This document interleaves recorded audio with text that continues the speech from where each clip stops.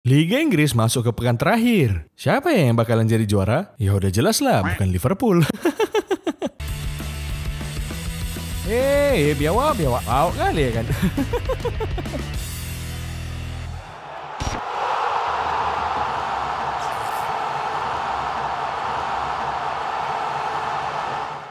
Oke kawan-kawan, hari ini aku mau cerita sekilas tentang pekan terakhir Liga Inggris yang bakal jadi pekan penentu antara Man City dan Arsenal. Liverpool gak ikut perebutan juara Liga Inggris, Nol. Enggak, Liverpool musim ini kebagian jadi panitia Liga Inggris. Kalau jadi panitia kan gak boleh juara, nanti dia gak curang ya kan. Tapi sebelum kita bahas lebih jauh, kita bacotin dulu match yang udah main minggu ini ya kan. Di pekan ke-36 dan ke-37 Liga Inggris ini lumayan seru dan lucu. Ada Chelsea yang bisa menang win streak di dua match ini. Menang 3-2 lawan Nottingham Forest dan menang 2-1 lawan Brighton. Yang aku herannya di pertandingan lawan Nottingham Forest kemarin, kok bisa lah dua biawak Modric dan Jackson nyetak gol. Apalagi si biawak Jackson ini. Udah 3 match beruntun dia bikin gol terus. Woi biawak, kok bisa kok tiba-tiba jadi jago nyetak gol? Iya Nol, takut dijual ke Barcelona aku soalnya. Kenapa kok takut dijual ke Barcelona? Takut jarang dapat menit bermain di sana nanti? Jangankan dapat menit bermain Nol, dikasih makan pun belum tentu dapat. Di match selanjutnya pun Chelsea bisa mengalahkan Brighton dengan skor 2-1. Chelsea membuka keunggulan di menit ke-34 melalui heading yang ciamik kali dari Cole Palmer memanfaatkan assist dari Cucurella. Memang cocok lah dia jadi Young Player of the Year ya kan? Ngegendong Chelsea kali pulanya dia musim ini. Kalau Cole Palmer jadi Young Player of the Year, Modric jadi apa Nol? Young Lord of the Year lah. Menit ke-64 Chelsea menambah keunggulan setelah Nkunku mencetak gol dari assist Malo Gusto. Terus menit ke-69 Pochettino memasukkan Reece James menggantikan Malo Gusto. Baru 15 menit main udah kena kartu merah si biawak ini karena nendang pemain Brighton. Pahok kali lah si Reece James ini. Padahal dia ini kapten Chelsea loh. Kok bisa dia jadinya kena kartu merah? Modric aja yang musuhnya banyak gak pernah dia nendang orang. Gimana mau nendang orang Nol? Nendang bola aja belum tentu kena. Habis unggul jumlah pemain, Brighton terus menyerang dan akhirnya bisa mencetak gol di injury time melalui Danny Welbeck. Skor 2-1 untuk Chelsea bertahan hingga pertandingan usai. Kalian ada ngerasa aneh nggak sih? Kok bisa Chelsea ini tiba-tiba jago dan menang terus? Udah 4 match loh orang ini menang terus. Gini Nol, sebetulnya menang itu nggak susah Nol. Karena yang susah menang itu cuma MU. Next, ada Liverpool yang ditahan imbang sama Aston Villa. Gak penting kali sebenarnya match ini dibahas ya kan? Gak ngaruh apa-apa juga. Kita bahas pun ini, gak bakal juara juga ya Liverpool. Di match ini lagi-lagi Jurgen Klopp lebih memilih memainkan Gakpo ketimbang Nunes sebagai striker. Kayaknya memang udah sadar dia nih sama posisi terbaik Nunes memang di bangku cadangan.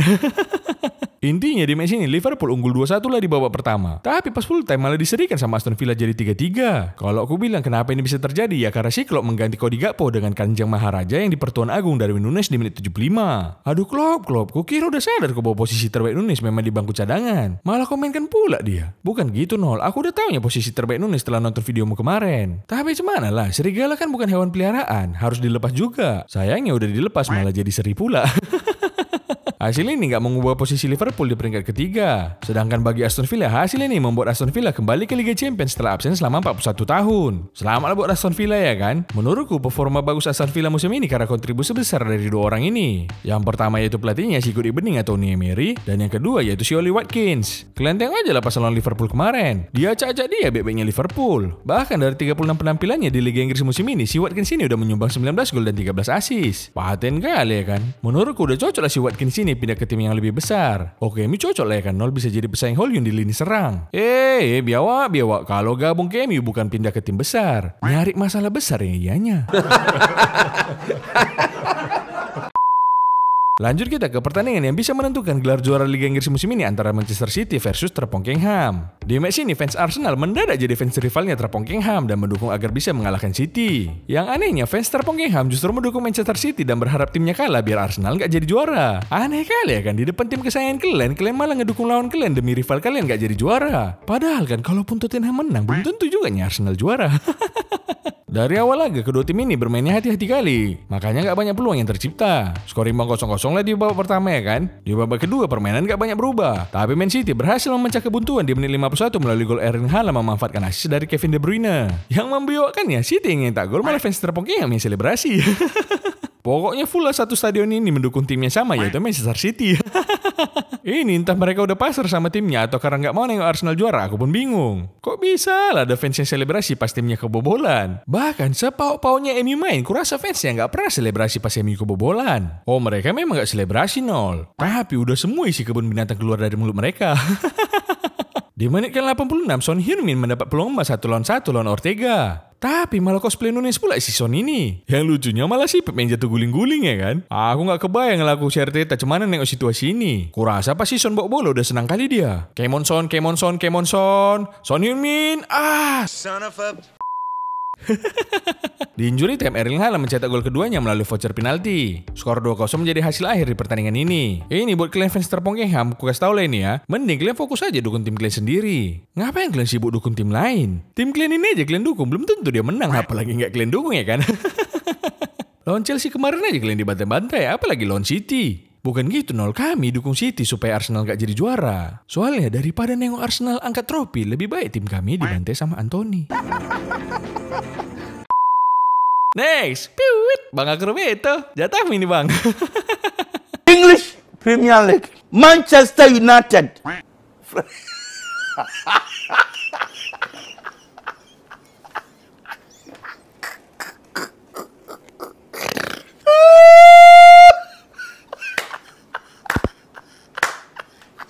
Aduh, kita bacotin lah ini ya kan.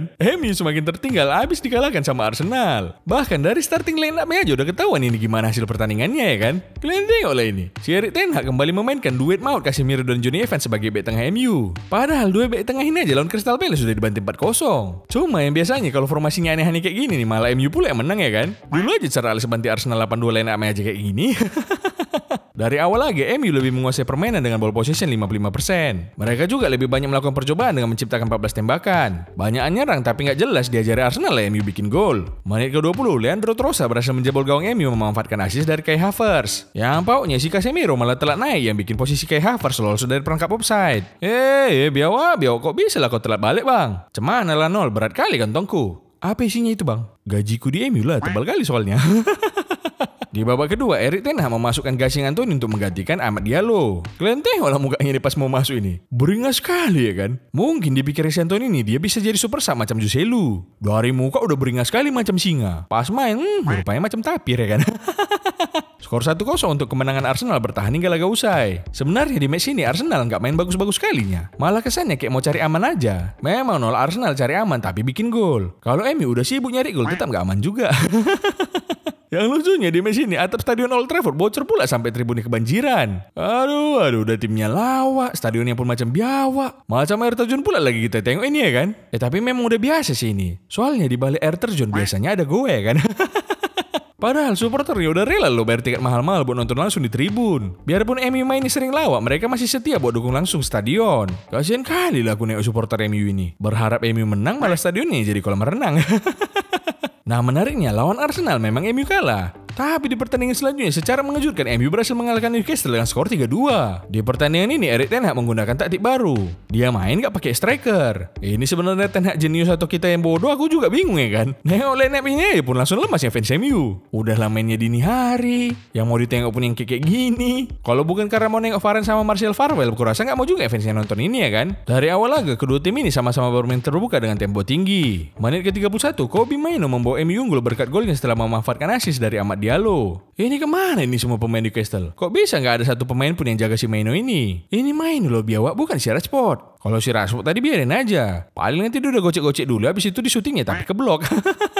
Di babak kedua menit ke-49, Anthony Gordon berhasil mencetak gol memanfaatkan assist dari Jacob Murphy. Ini yang nyetak gol Anthony Gordon ya biawak, bukan Anthony Bodong. Di menit ke-57, MU kembali unggul setelah syuting keras Amad Diallo berhasil menjebol gawang Newcastle. Kalau aku tengok-tengok makin jago aja anak ini lama-lama. Udah bisa lah dia musim depan jadi winger kanan utama MU. Tengoklah kerasnya syutingan ini ya. Memang winger-winger kanan MU ini keras-keras lah sebenarnya. Kalau si Amad Diallo keras syutingannya. Kalau Anthony Nol, Anthony keras juga, tapi sama kekasihnya. Menit ke-84, pemain pengganti mereka Rasmus Højlund berhasil memperbesar keunggulan MU menjadi 3-1. Sempat diperkecil skornya sama Newcastle jadi 3-2 berkat gol cantik dari Lewis Hall. Cuma gol ini tetap gak cukup buat menghindari Newcastle dari kekalahan. Hasil ini mengakhiri catatan buruk MU setelah gagal menang di 3 pertandingan sebelumnya. Tapi meskipun menang dari Newcastle, posisi MU masih di bawah Newcastle dengan poin yang sama yaitu 57. Newcastle berada di peringkat ke-7 karena unggul selisih gol. Ini kok bisa lah selisih gol MU malah minus ya kan? Pengennya juara liga tapi selisih golnya malah -3.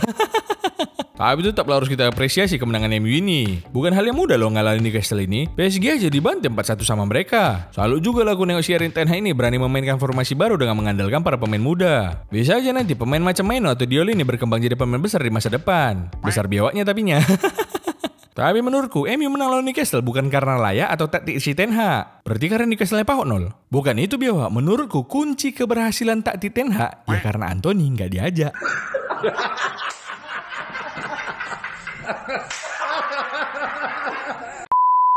Dan akhirnya juara Liga Inggris kembali lagi harus ditentukan di match di pamungkas. Selain perebutan juara, ada juga perebutan zona Liga malam Jumat dan UCL Mini yang masih diperebutkan sama Tottenham, Chelsea dan Newcastle. MU nggak kau sebut nol. Kan mereka juga masih berpeluang ke zona Eropa. Udahlah itu. Tiket kalian ke zona Eropa tinggal dari FA Cup aja ini. Kalau mau berharap dari Liga, coba agak realistis sedikit lah. Nengok matchnya Chelsea, Newcastle dan MU aja kita udah tahu. Peluang Chelsea dan Newcastle di match terakhir ini memang kecil. Peluang MU malah lebih besar. Peluang nggak lolos ke zona Eropa tapinya. Kalau zona degradasi kayaknya udah hampir pasti 3 tim yang promosi musim ini dipulangkan lagi ke divisi Championship. Lebih bagus memang degradasi dan musim depan jadi juara di Championship sih. Daripada di Liga Inggris berharap jadi champion, rupanya zona Liga Champion pun gak dapat. Apalagi musim ini jadi juru kunci grup di Liga Champions. Dan untuk perebutan juara Liga Inggris, Manchester City sekarang berada di posisi puncak dengan 88 poin. Selisih 2 poin aja lah dengan Arsenal di peringkat 2. Di match terakhir ini, City bakal melawan West Ham dan Arsenal bakal melawan Everton. Memang masih ada asa Arsenal juara. Tapi aku rasa dengan sisa 1 match lagi, udah hampir bisa dipastikan lah City akan jadi juara lagi musim ini. Bagi kami nggak kayak gitu nol. Kami masih yakin Arsenal yang akan jadi juara musim ini. Kan bisa aja nih City imbang atau kalah lawan West Ham nanti ya kan? Ya bisa aja sih. Tapi rupanya nanti City imbang atau kalah memang lawan West Ham. Cuma di sisi lain Arsenal pun malah tumbang lawan Everton ya kan? Kalau itu terjadi pecah kali lah nanti rasanya ya kan? Tapi kan kalau penentuan juara kayak gini otomatis ada 2 piala yang disiapkan panitia. Satu di Etihad, satu lagi di Emirates. Nah kalau nanti misalnya Arsenal gak juara, pialanya dikemanakan ya? Kurasa langsung dicat emas sama mereka ini nol. Terus pasti dicari panitianya. Mana trofinya tadi kak? Kan gak jadi juaranya kalian. Balikin dong. Gak tahu kami kak. Ini trofi Invincible kami nih kak. Terus kan biasanya pasti ada lah bikin baju champion nanti Arsenal ini ya kan? Dan pasti nggak mungkin dicetak pas hari H. Pasti udah disiapkan lah dari jauh-jauh hari ya kan? Nah kalau Arsenal nggak juara, kemana lah nanti ini ditaruh coba? Kurasa disablon lagi lah nol. Tulisannya jadi Champions League Qualified biar nggak malu-malu kali ya kan? Jadi prediksimu yang juara siapa sih ini nol? Kalau aku sih ngerasa masih Man City. Tapi biar semua kena prediksinya gini aja lah aku bikin. Nih kalian tengok nih ya tim kesayangan kalian di jadwal ini. Menurutku peluang tim kesayangan kalian menang di match ini tergantung seberapa persen baterai HP kalian waktu nonton video ini. Coba kalian tengoklah baterai HP kalian sekarang. Fans City sama Arsenal yang baterainya lowbat langsung lah panik ya kan? Fans Liverpool nggak ngaruh juga nya bagi mereka Liga Inggris sudah berakhir dari kemarin ya kan? Nah fans Chelsea yang baterainya lowbat agak kecewa tapi udah bersyukur aja lah. Gak ada niat juga nih orang ini buat ngecas. Menang atau kalah ya udah lah ya kan. Kalau fans MU nol, khusus fans MU kebetulan prediksinya bukan sesuai dengan baterai HP. Ini beruntung lah kalian ini. Ini kok prediksi khusus kayak gini karena orang ini agak spesial lah. Kasian. Peringkat 8 soalnya kan.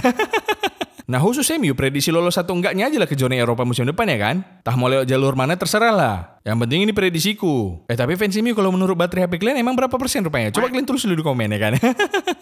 Nah jadi prediksi persentase MU lolos atau enggaknya ke zona Eropa ini angkanya udah pasti nih. Berapa persen nol? Berapa persennya? Menurutku persentase kelolosan mereka adalah jeng. Maunya janganlah jeng ya kan? Kita kasih drum aja biar agak dramatis sedikit. Dan persentasenya adalah setelah pariwara berikut ini. Biarlah serius lah nol. Sorry. Kita ulangi lagi ya. Dan persentasenya adalah... Kalian tengok aja lah dari berapa menit durasi video ini. Cuma segitulah persentasenya menurutku. Oke lah itu aja lah cerita dari aku. Gitu selesai matchnya nanti malam langsung kalian ramekan aja lah di kolom komentar ya kan. Betul apa nggak prediksi kalian sesuai dengan baterai HP kalian tadi? Ada geng.